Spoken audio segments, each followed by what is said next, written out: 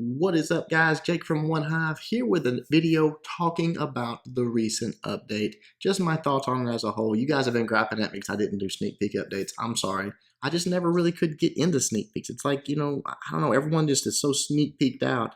Everybody does a video on them, and it's just sort of, I don't know.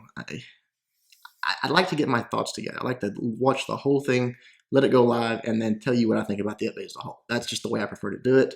I will try to do more sneak peek videos in the future if you guys want me to. I know I had access to the dev build and all that stuff, which is cool. But I'm always scared I'm going to show something I'm not supposed to, say something I'm not supposed to, all of that. So I just try to stay away from it. But I'll try to do better in the future if that's what you guys want. Let me know in the comments.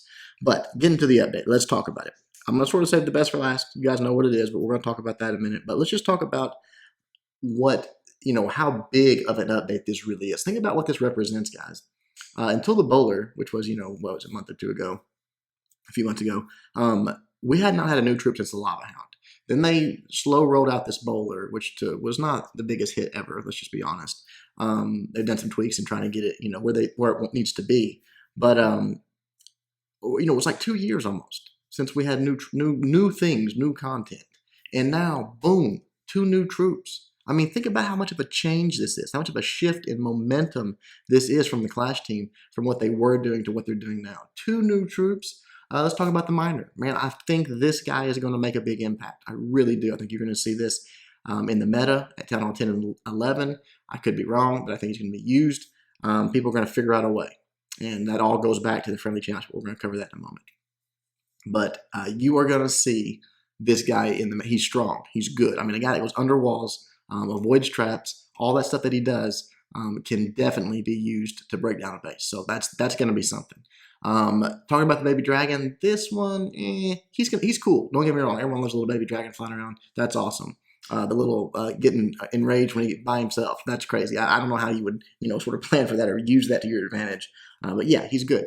I don't think he's super strong. I think most people are going to find a way with something a little bit better, sort of like the bowler. There's sort of just always maybe a little bit better of an option to do the same thing. But I could be surprised. Again, the friendly challenge is going to change everything. It's going to be completely different than what we're used to as far as updates and new troops and new things and the way they're used, because it's going to be so much practice. But we'll talk about that again in a minute. But awesome, 2 new troops, love it. Just fun, it's just cool. I don't know, just getting new troops. It's a good thing, and like I said, the fact that it's been so long, we've had so few over the months recently to get to them. It's just like what is going on? This is insane. So that's awesome. New spells, throwing a new spell on us, the clone spell. This one is so intriguing to me because, yes, it's powerful. I mean, you got to think about what this represents. This means when you get to that core, you fight your way to that core, boom, all of a sudden you've got new troops in that core. They didn't have to fight their way there. They just show up there. That's big. The question is, what are you going to give up? You going to give up a free spell? You give up a rage spell? You give up a heal spell? What are you going to dump to get this in your spell lineup? And that's going to be the interesting part to see. Where does this come in at? It's going to be crazy. I don't know. It's going to be fun to watch, but I think it's a very powerful spell, very powerful. It's just going to be a matter of finding that perfect setup for it and figuring out what you can give up and still be effective with. Because you got to think about it. You got Valks in there. That rage, that's crucial. If there's an inferno tower or an eagle artillery you're trying to deal with, man, that freeze, that's big. Are you going to give that up to pop some extra Valks? I don't know. We'll see. But definitely a very cool spell. Nothing like we've ever done before, so that's cool too. Town Hall 9 and above, skeleton spell. People have been saying, since it doesn't lure CC troops, it's useless, and I don't agree with that at all. This did not used to lure CC troops in the dev build, but that's too strong. It did used to lure CC troops in the dev build, but that's too strong. Think about how bad troops have been.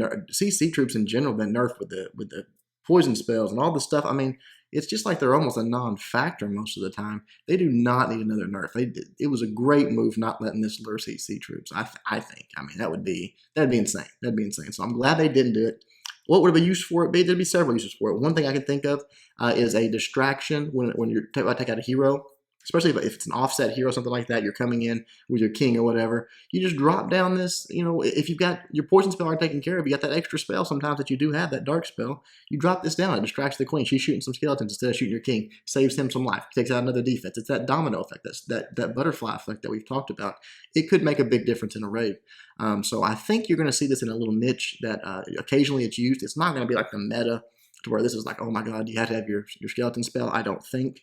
But I think you are going to see it sprinkled in and use some for just that, for distraction. Maybe distracting some splash damage for some wall breakers. You know what I mean? You drop the skeleton spell over there, it distracts the mortar for one shot. That's all you need is one shot. You drop your wall breakers in, and boom, you get the wall.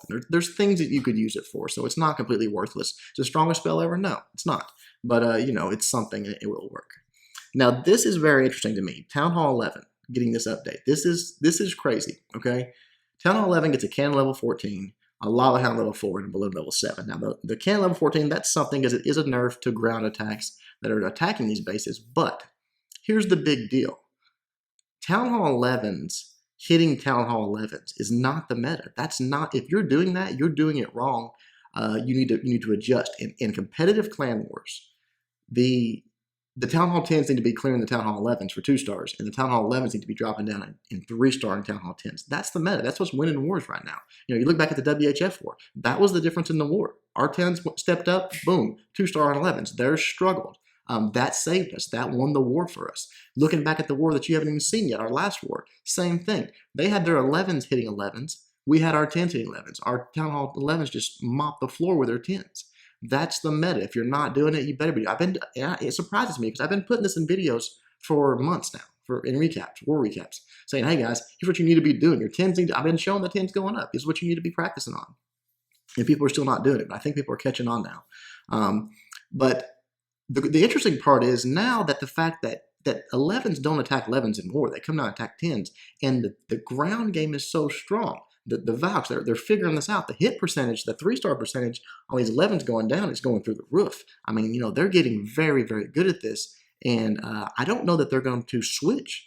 Just because they got a new level balloon and a new level lava hound, I don't know if they're going to switch to an air attack and try to muscle those bases down. Maybe I'm wrong. Maybe they will. I just don't see it happen. I think the Valks are still going to be the meta of 11s dropping down and taking out those. But I could be surprised. There could be the right base setup, the right design that someone says, hey, no way. I'm bringing in my new lava hounds, my new balloons, and I'm wrecking this base. It could be, that warden protects balloons. That's big. That's important. So it's going to be interesting to see. But I just think that this is, in all Town Hall 11 wars, yeah, this is big. Of course it is. But in our little niche, in the mixed clan wars where you got a few 11s, more 10s, and then even more 9s still, I don't think this is going to be a huge impact. I just don't. I could be wrong. I could be wrong about all of this. That's just my opinion. But it's going to be interesting to see what they do when these 11s dip down, if they're going to try these air attacks, or if they're going to say, nope, I know how to kill this base. I'm going to Valk it, go Valo it, whatever I'm doing, like I've been doing and getting these 3 stars. So we'll see. Spring traps, we talked about this already, but them going to where they can now spring 2 Valks is a nerf. But it is hard to catch those spring traps. Those Valks and spring traps. They move quickly. They don't path like hogs or whatever. They stay on the side of a building. They usually get in between buildings. It's tough. It's tough. So we'll see if that plays a big factor or how big a nerf it is to them. And then the bowler housing space reduced to 6. That's something, but I don't think that's going to bring him into the meta, honestly. He is, it's his AI. It's not his damage. It's not his housing space. It's not his hit points. It's his AI. I mean, we thought Valks were hard to control. Oh my goodness, these guys are insane. They just do whatever they want to. They just run around like crazy people. I think they need to tweak on their AI before you see it in war meta anyway. So this is going to be fun. It's going to be people are going to use them. Maybe some farming, maybe some pushing. I don't know. But in war, I still don't think you're going to see him really showing up very often. Occasionally, some small little thing like you've seen on the channel before, but not anything major. Now, to the big one. Friendly challenge. Guys, this is going to be, I don't think it can be overstated how big this is going to be for the game, okay? You open up the chat, look at this. It's all that's going on, okay? And I think that's across all clans. Now, what that means is this. There was never an argument that modding did bring some innovation to the game. My argument was I don't care. It's not worth it. Whatever it brings. If I never knew what a Queen Walk was, I would still have fun without modders. So that was my argument, but we don't want to get into that. And I'm saying is there was never an argument that it did bring innovation. There was, when you have more attacks. You're going to figure out more things. It's going to speed that up. And now you've went from this small group of people that were cheating to do it to now every single person on the game is going to do it. This is going to be an explosion of innovation. There's no other way to put it. I don't think it can be overstated. Think Renaissance. This is going to be insanity. It's going to be ridiculous. So many new strategies, so many, just little things that get perfected. The ability of the average player is going to go up. The ability of the elite war player is going to go up. These guys are going to get better. People are going to practice. They're going to figure things out. And it's going to be amazing because, again, this is going to be, the fast forward on the innovation and on the way that the game is going to develop has just been pressed, and the finger is held down. It's not going to let up. It's going to speed up exponentially. It's going to be insane. It's going to be a fun time. It's going to be a fun summer, guys. What's going to happen over the next few months as far as attacks and base building and all that, you are going to see some crazy things. You're going to see some crazy wars. It's going to be enjoyable. It's just going to be that again. There's no way to overstate how big of a deal it is. People are saying this is the best update since Clan Wars. Maybe it is. I mean, look at what's exciting to me is that there's some great features in here. There's some great things for the game. There's new troops. There's new spells. All that's good. But look at the shift in momentum from the Clash team, from Supercell as a whole. What we went for from basically ClashCon till up about let's say 3 or 4 months ago. All right, you could see it. It was literally like they woke up, or like someone took over. The Twitter became alive. They started reaching out to the community. The balancing blog, all the things that they were doing wrong, now they're doing right. All those updates, ClashCon update, all the way through. People just moaned and groaned. They hated it. There was nothing that they liked about it. People complained about every update, but now like the last 2, maybe 3 updates, everybody loves them. Think back to the quality of life update we just got. Now this one, the one before that, fixing the farming. Everybody's rejoicing when update day comes now, instead of just letting out that collective sigh and wondering how much longer they're going to play this game. They have turned on a dime, and they need to keep doing it. They need to keep their foot on the gas because it is wonderful for the game. It's going to be great. I mean, I was just playing Vainglory with a guy, Dr. Pemper, and he said, "Hey, I'm playing Clash again. I'm back. I'm loving it. It's fun again. So keep it up, Clash of Clans. Keep it up, but don't let up the momentum. It's like a pendulum. It swung back in your direction. You've got to keep the momentum going, otherwise it will swing back. You need to be on this next update. You need to be on something new, something innovative, something game-changing that makes it just explode again in 2016. I put out the video at the start of the year, how to make it great again in 2016. Go back and watch it. There's some great ideas in there. I think they already know them. I think they've seen it and they're already onto some things. But as long as they are continuing down this path with these wonderful updates and all that, the sky's the limit. The sky's the limit. The future is bright. And guys, I'm telling you, our little niche is going to be crazy. The next few months are going to be insane. So many good wars, so many just crazy attacks, practice, refining our skills, testing our bases. It's going to be nuts. I'm going to do some fun things with this as well. I already got plans to do some streams where I'm going to build some bases, maybe take some bases from some of our base builders, let you guys test them out. You guys are going to get to attack some OneHive bases, maybe have some contests. Me being a 9.5 would be pretty fun because it's that harder level. If y'all can beat my base, maybe who can beat it the fastest or all that. I'll step out into a clan. I'll invite you guys in the stream and we'll do it up. We'll have. There's a lot of possibilities here, not just for practice stuff, but also just for fun, for entertainment. So it's going to be great. So you guys be looking forward to all this stuff. I'm telling you, I'm excited. You should be excited. Keep it up, Clash of Clans. Keep it up. Do not let up the momentum. Don't sit on your laurels here and enjoy all the praise you're getting, because I know it's good to finally get some praise. You guys got beat on for a few months, but it was deserved. It was. Now you're getting this praise. Keep it going. Keep it going. Keep communicating with the community. Keep trying to adjust things to how people, where the most people can enjoy it. Keep giving those new features, new troops, new spells, new game modes. You guys know what we want. We want those 5 versus 5 wars. We want those fast wars.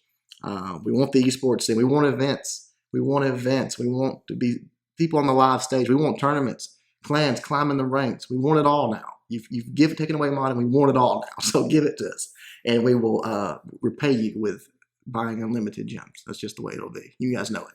All right, guys. Hope you enjoyed the video. Hope you're pumped about the update. I am. So many good things to come. Until next time, Jake from OneHive, doing my best to help you guys suck less.